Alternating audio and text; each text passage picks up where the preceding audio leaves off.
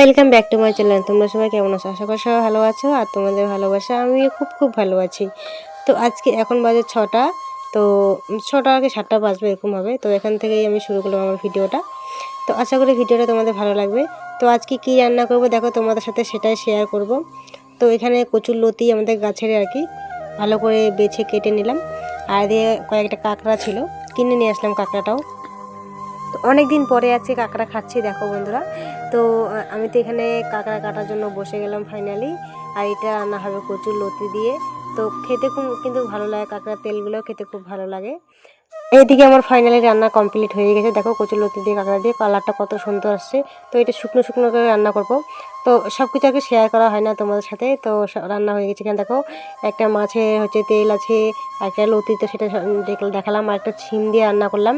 তো আমি আর আমার মাম্মাম দেখো খাচ্ছি। তো ওকে তো কিছুতেই খাওয়াতে পারছি না, কারণ ও কার্টুন ছাড়া একদমই ভাত খাবে না। ও মোবাইল দেখে ওর একটা অভ্যাস হয়ে গেছে। তো ফাইনালি এদিকে আমাদের খাওয়া দাওয়া কমপ্লিট করে তো দুপুরবেলা একটু চলে যাচ্ছি মাঠে, তার কারণ মা যেতে বলছিল।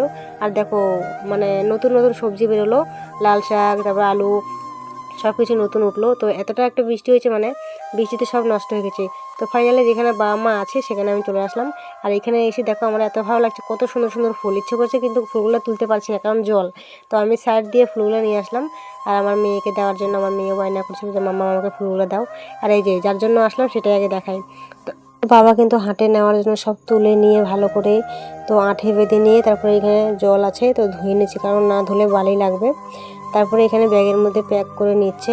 দেখো চাষিদের কত না কষ্ট হয়, তুলতে হয়, তুলে ওটা ধুতে হয়, বান বেঁধে টেঁধে নিয়ে তারপরে বাজারে নিতে হয়। তারপরে এখানে হচ্ছে লাল শাক, এটা তো দু রকমের শাক করেছিল, লাল শাক আর মূলো শাক করেছিল। তো আমি একটা শাক নিতে আসলাম, আর এদিকে শাক নিতে এসে দেখি শামুক, কিন্তু না, আমি ভাবছিলাম মনে এগুলো তো আছে, তো থাকলে নিয়ে যেতাম খাওয়ার জন্য।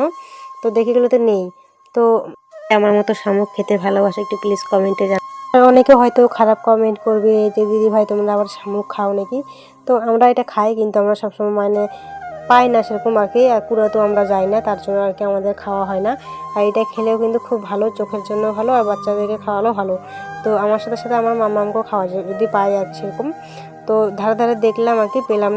দেখো বাবা কত কষ্ট করে নিয়ে যাচ্ছে। তো আজকের মতো ভিডিওটা এখানে শেষ করলাম, দেখা হচ্ছে নেক্সট ভিডিওতে।